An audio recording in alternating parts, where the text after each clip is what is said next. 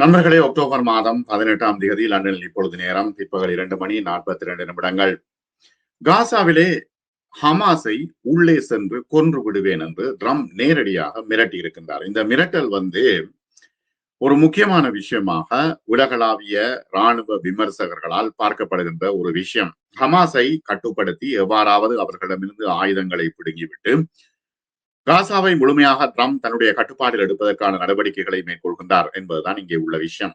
காசாவில் கொலைகள் நிறுத்தப்படாவிட்டால் ஹமாஸை உள்ளே சென்று கொன்று விடுவேன் என்று ட்ரம்ப் மிரட்டி இருக்கின்றார். அமெரிக்க ராணுவத்தை அனுப்புவேன் என்றும் அதற்கு அர்த்தமாக படலாம். இப்பொழுது இருக்கின்ற பிரச்சனை என்னன்னா, காசாவில ஹமாஸுக்கு எதிரான ஆயுத குழுக்களை இஸ்ரேல் தயாரித்து உள்ளே விட்டிருக்கிறது. அங்கே பல ஆயுத குழுக்கள் ஹமாஸுக்கு எதிராக செயல்படுகின்றன. இந்த சூழ்நிலையில் காசாவில் ஹமாஸ் இந்த ஆயுத குழுக்களை நேரடியாக தாக்கி கொண்டு கொண்டிருக்கிறது. பப்ளிக்ல அவர்களுக்கு மரண தண்டனை, அவர்கள் தங்களுக்கு ஹமாஸுக்கு எதிராக காசாவுக்கு எதிராக வேலை செய்கின்றார்கள் என்பதுதான் அங்குள்ள பிரச்சனை. ஆகவே காசாவில் கொலைகள் நிறுத்தப்படாவிட்டால் என்கின்ற ஒரு பிரச்சனையை அவர் எடுக்கின்றார், வெளியில் ஹமாஸை விரட்டுகின்றார். இந்த சூழ்நிலையில் இஸ்ரேல் தினமும் கொன்று கொண்டிருக்கிறது ஆட்களை, அதை பற்றி எந்த கதையும் இல்லை. ஆனால் ஹமாஸ் உள்ளே இருக்கின்ற நயவஞ்சகர்களை கொள்ளும் பொழுது ட்ரம்ப் இவ்வாறு மிரட்டுகின்றார். அவருக்கு ஏதாவது ஒரு துருப்பு வேணும் தானே, அதற்காக அவர் அப்படி செய்கின்றார்.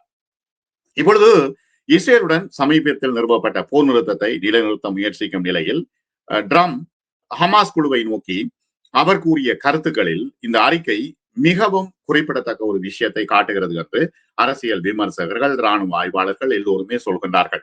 மத்திய கிழக்கிலே ஒரு அமைதி ஒப்பந்தம் எட்டப்பட்ட 3 நாட்களுக்கு பிறகு இந்த எச்சரிக்கை வந்திருக்கிறது.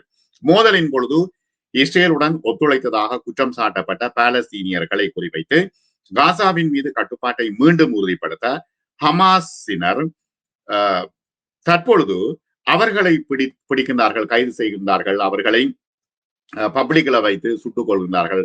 இதெல்லாம் ஒரு பெரிய பிரச்சனையாக தற்பொழுது ட்ரம்ப் திசை திருப்ப பார்க்கின்றார். இப்ப என்னன்னா, இஸ்ரேலுக்கு அவர்கள் உதவி செய்தால் குற்றம் இல்லை, இஸ்ரேல் காசா மக்களை 69,000 பேரை கொன்றால் குற்றம் இல்லை. இந்த சூழ்நிலையில் இவ்வாறான ஒரு அச்சுறுத்தலை நேரடியாக அவர் சொல்றார். ட்ரம்ப் தன்னுடைய ட்ரூத் சோசியல் தளத்துல இப்படி எழுதியிருக்கின்றார்: ஹமாஸ் ஒப்பந்தத்தின் ஒரு பகுதியாக இல்லாத காசாவில் உள்ள மக்களை கொன்று கொண்டே இருந்தால் உள்ளே சென்று அவர்களை கொள்வதை தவிர வேறு வழி இல்லை. இந்த விஷயத்தில் உங்கள் கவனத்துக்கு இந்த விஷயத்தை எழுதுகிறேன் என்று ட்ரூத் சோசியல் தளத்திலே அவர் எழுதியிருக்கிறார். அக்டோபர் 23 ஹமாஸ் குழு இஸ்ரேலிய வீரர்கள் மற்றும் பொதுமக்கள் மீது நடத்திய தாக்குதல்கள் உலகை அதிர்ச்சிக்கு உள்ளாக்கின என்று அவர் சொல்கின்றார். இஸ்ரேலிய பதிலும் அவ்வாறே இருந்தது. துரதிருஷ்டவசமாக இந்த சமீபத்திய மோதல் அரபியர்களுக்கும் இஸ்ரேலியர்களுக்கும் இடையிலான நீண்ட மற்றும் கசப்பான பகைமையின் மற்றும் ஒரு அத்தியாயத்தை திறந்தது. ஆனால் ஆயிரக்கணக்கான மக்களை கொன்று மில்லியன் கணக்கானவர்களை இடம்பெயர வைத்த இந்த முடிவில்லாத விரோதத்தின் தோற்றம் மிகப்பெரிய விஷயமாக இருக்கிறது. ஆகவே இப்பொழுது இருக்கின்ற சூழ்நிலையில் 2 வருட மோதலின் பிறகு பல மாதங்களாக ஆழமடைந்து வருகின்ற தனிமைப்படுத்தலுக்கு பிறகு காசாவில் ஒரு போர் நிறுத்தம் ஏற்பட்டு இஸ்ரேலில் பலரிடையே ஒரு நம்பிக்கையை எழுப்பி இருக்கிறது என்று அரசியல் ஆய்வாளர்கள் எழுதுகின்றார்கள். அக்டோபர் 7, 2023 அன்று ஹமாஸ் இஸ்ரேல் மீது தாக்குதலை தொடர்ந்து இந்த போர் வெடித்ததிலிருந்து மேற்கத்திய நாடுகள் பொது கருத்து கணிசமாக மாறி இருந்தது. கிட்டத்தட்ட 1200 பேர் கொல்லப்பட்டார்கள் ஹமாஸினால் மற்றும் 251 பேர் பிணைய கைதிகளாக பிடிக்கப்பட்டார்கள். தற்பொழுது இருக்கின்ற சூழ்நிலையிலே இஸ்ரேலின் தாக்குதலின் மனிதாபிமான செலவு குறித்து அதிகமாக இப்பொழுது பேசப்பட்டு வருகின்றன. உள்ளேயே, அதாவது இஸ்ரேலுக்கு உள்ளேயே நெதன்யாகுவுக்கும் அமைச்சரவைக்கும் எதிரான கருத்துக்கள் வெளியாகி இருக்கின்றன. இப்பொழுது பல மேற்கத்திய நாடுகள் சமீபத்திய மாதங்களே பாலஸ்தீன அரசை பகிரங்கமாக அங்கீகரித்தன. பெஞ்சமின் நெதன்யாகு மற்றும் வாஷிங்டனினுடைய கடுமையான எதிர்ப்பையும் மீறி வெளிநாட்டு கருத்து கணிப்புகள் என்ன சொன்னதுன்னா, இஸ்ரேல்ல நெதன்யாகுவுக்கு அவருடைய தரம் குறைந்து கொண்டு வருகிறது, அவருடைய ஆட்சி பலவீனப்பட்டு கொண்டிருக்கிறது, இந்த இஸ்ரேலுக்கு பெரும் அவருடைய நட்பெயருக்கு பெரும் இழப்பை ஏற்படுத்தி இருக்கிறது சர்வதேச ரீதியாக. தற்போது முன்னாள் இஸ்ரேலிய அதிகாரிகள் மற்றும் நிபுணர்களோடு செய்தியாளர்கள் பேசிய பொழுது காசா ஒப்பந்தத்தின் முதல் கட்டத்தின் ஒரு பகுதியாக இஸ்ரேலிய பணைய கைதிகள் மற்றும் பாலஸ்தீனிய கைதிகள் மற்றும் கைதிகளை இந்த வாரம் விடுவிப்பது, இஸ்ரேலின் நற்பெயரை மீட்டெடுக்கும் செயல்முறையை மீண்டும் தொடங்குவது. இது சாத்தியமா என்றால் இப்பொழுது ஓரளவு சாத்தியமாக கூடிய சூழ்நிலையில் இருக்கிறது. என்னன்னா, இஸ்ரேலிய ராணுவத்தின் முன்னாள் சர்வதேச செய்தி தொடர்பாளர் பீட்டர் லெனர் குறிப்பிடும் பொழுது, நெதன்யாகு அரசாங்கத்தினுடைய தரப்பில் கொள்கைகள் உறுதியாக்கப்பட வேண்டும், இல்லாவிட்டால் அமைதிக்கான தெளிவான ஒரு நிலைமை இல்லை, நம்பகரமான நிலைமை இல்லை, அர்ப்பணிப்பு இல்லை, அப்பாவி உயிர்களை பாதுகாப்பது தொடர்பான சட்டங்கள் இல்லை, சர்வதேச சட்டத்தை மதிக்க வேண்டும் இஸ்ரேல். அதற்கு பிறகுதான் இஸ்ரேல் கொஞ்சம் பொருளாதாரத்தில் மீண்டெழக்கூடிய வாய்ப்பு இருக்கும். ஆகவே நெதன்யாகுவின் அலுவலகம் என்ன சொல்லுதண்டா, ஹமாஸை முடிக்க வேண்டும் என்று சொல்கிறது. காசா போரை நிரந்தரமாக முடிவுக்கு கொண்டு வருவதற்கான நடவடிக்கைகள் பற்றி எகிப்திலே கடந்த வாரம் முதல் தொடர்ச்சியான ஒரு பேச்சுவார்த்தைகள் நடைபெற்றன. ஆகவே வாஷிங்டனை தளமாக கொண்ட சிந்தனை குழு பியூ ஆராய்ச்சி மையத்தால் அக்டோபர் 3 அன்று வெளியிடப்பட்ட ஒரு ஆய்விலே 39% அமெரிக்கர்கள் ஹமாஸுக்கு எதிரான ராணுவ நடவடிக்கையில் இஸ்ரேல் மிகைப்படுத்தி வருவதாக சொல்லி இருக்கிறார்கள். இது ஒரு வருடத்துக்கு முன்பு 31 இருந்தது.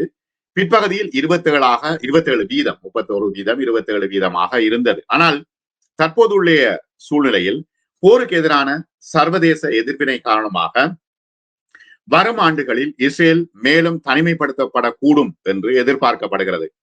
இப்ப பாலஸ்தீன அரசை உருவாக்குவதை பலமுறை நிராகரித்த நெதன்யாகு கடந்த காலங்களில் ஹமாஸ் முற்றிலுமாக அழிக்கப்படும் வரை போரை நடத்துவதாக உறுதியளித்திருக்கிறார். இதுதான் மிகப்பெரிய பிரச்சனையாக இருக்கிறது.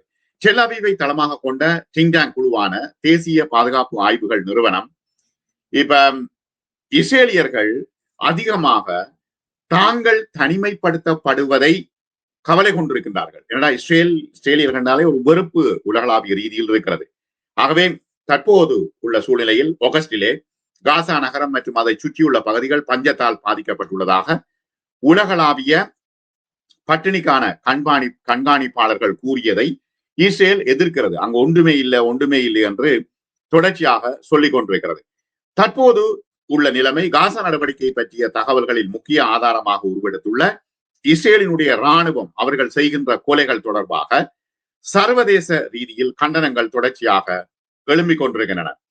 இப்ப காசா போர் நிறுத்த ஒப்பந்தம் எகிப்து, கட்டார் மற்றும் துருக்கியோடு இணைந்து அமெரிக்காவால் மத்தியஸ்தம் செய்யப்பட்ட இந்த சூழ்நிலையில் 2ஆம் கட்டத்தின் நிலைமை என்ன, அடுத்த படிகளை எப்படி கொண்டு செல்வது என்கின்றதுதான் இப்பொழுது பிரச்சனை. ஒரு அமைதி குழு ஒன்றை செயல்படுத்துவதை மேற்பார்வையிட ஒரு சர்வதேச அமைப்பை உருவாக்க வேண்டும் என்று இந்த ஒப்பந்தம் சொல்கிறது. ஆனால் ஆயுதத்தோடு யாரும் வரக்கூடாது என்று ஹமாஸ் சொல்கின்றார்கள். இஸ்ரேலியர்களுக்கும் பாலஸ்தீனியர்களுக்கும் ஒரு நீண்ட கனவு, அது முடிந்து விட்டது என்று ட்ரம்ப் சொல்கின்றார். ஆனால் என்ன முடிந்து விட்டது? மீண்டும் மீண்டும் உள்ளுக்குள்ள பிரச்சனை, உள்ளுக்குள்ள இஸ்ரேலுக்கு ஆதரவான குழுக்கள் ஆயுதத்தோடு இருக்கிறார்கள். இப்ப இஸ்ரேல் அதற்கு ஆயுதங்கள் கொடுத்திருக்கிறது. அது மட்டுமல்ல, இப்ப இருக்கிற சூழ்நிலையில் அந்த டேங்க் எல்லாம் ஒரு 3வது கட்டத்தின் ஒரு எல்லையில நிற்கிறது.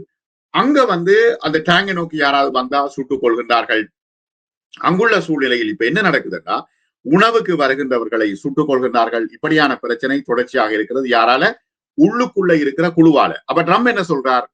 உள்ளுக்குள்ள இருக்கிற அந்த குழு இருக்குதானே, அந்த குழுவுக்கு எதிராக நடவடிக்கை எடுத்தால் ஹமாஸை அழித்து விடுவேன் என்று ட்ரம்ப் தற்பொழுது சொல்லிக் கொண்டிருக்கின்றார். இப்ப ட்ரம்ப் உடைய பிரச்சனை என்ன? இந்த அரபு நாடுகள் எல்லாத்தையும் சேர்த்து இஸ்ரேலையும் சேர்த்து ஒரு ஒன்றுபடுத்தி அந்த திரும்பி சொல்ற அந்த ஆபிரகாம் ஒப்பந்தம் தான் திரும்பி சொல்றார். ட்ரம்பினுடைய முதல் பதவி காலத்துல அமெரிக்காவால் மத்தியஸ்தம் செய்யப்பட்ட ஆபிரகாம் அக்கோர்ட் இருக்குதானே, அது 5 ஆண்டுகளுக்கு முன்பு இஸ்ரேலுடன் ராஜதந்திர உறவுகளை ஏற்படுத்திய ஐக்கிய அரபு எமிரேட்ஸ் உட்பட காசாவில் நடந்த போரினால் இஸ்ரேல் முறையான உறவுகளை கொண்ட சில அரபு நாடுகள் அதன் உறவுகள் பாதிக்கப்பட்டுள்ளன. வெட்டி விடையில அது பாதிக்கப்பட்டுள்ளன. தற்போது இருக்கின்ற சூழ்நிலையில் அதிதீவிர மதவாத கட்சிகளின் ஆதரவை நம்பியுள்ள இஸ்ரேலின் தற்போதைய வலதுசாரி அரசாங்கம் அண்டை நாடுகளுடன் ஒரு இணக்கப்பாட்டுக்கு வர முடியுமா, ஒரு பாலம் மீண்டும் கட்ட முடியுமா என்கின்ற கேள்வி எழுகிறது. போரின் முதல் மாதங்களில் இஸ்ரேலிய வெளியுறவு அமைச்சகத்தின் பொது ராஜதந்திரத்திற்கான துணை இயக்குனர் ஜெனரலாக பணியாற்றிய முன்னாள் தூதுவர் இமானுவேல் நாக்ஷோன் என்ன சொல்றாருன்னா, மோதலுக்கு 2 நாடுகள் தீர்வு காண்பது குறித்து விவாதிப்பதை தவிர்ப்பதற்காக நெதன்யாகு எகிப்து நடந்த உச்சி மாநாட்டுக்கு போகல என்று நம்புவதாக அவர் சொல்கின்றார். உலகில இஸ்ரேலின் நற்பெயரை மேம்படுத்துவது முடியுமா என்றால் மிகப்பெரிய சிக்கலாக இருக்கிறது. இப்ப புதிய பாதையில் இஸ்ரேல் போகுமா என்றால் அதுவும் சிக்கல். ஏனென்றா இப்ப இரு நாடு கொள்கையை இஸ்ரேல் ஏற்க முடியாது என்று சொல்கிறது. ஹமாஸை ஒழிக்க வேண்டும் என்று சொல்கிறது. ஆகவே இவ்வாறான சூழ்நிலையில் இஸ்ரேல் தனிமைப்படுத்தப்பட்டிருக்கிறது. ஆனால் ஹமாஸை அழிப்போம் என்று ட்ரம்ப் அமெரிக்காவிலிருந்து சொல்லிக் கொண்டிருக்கிறார். இந்த அரபு நாடுகளும் பார்த்து கொண்டிருக்கின்றன. ஆகவே இது மிகப்பெரிய ஒரு ஆபத்தான ஒரு விளைவை ஏற்படுத்த போகிறது காசாவுக்குள் என்பதுதான் மிக தெளிவாக தெரிகிறது. இப்ப அமெரிக்க ராணுவம் போய் அவர்களை அடித்து திரும்ப அவர்கள் சண்டை பிடித்து அந்த பிரச்சனைகள் முன்னேறி கொண்டு போனால் மிகப்பெரிய சிக்கல் உருவாகும் என்பதே தெளிவாக தெரிகிறது. மீண்டும் மற்றும் ஒரு காணொளியில் சந்திப்போம். நன்றி நண்பர்களே.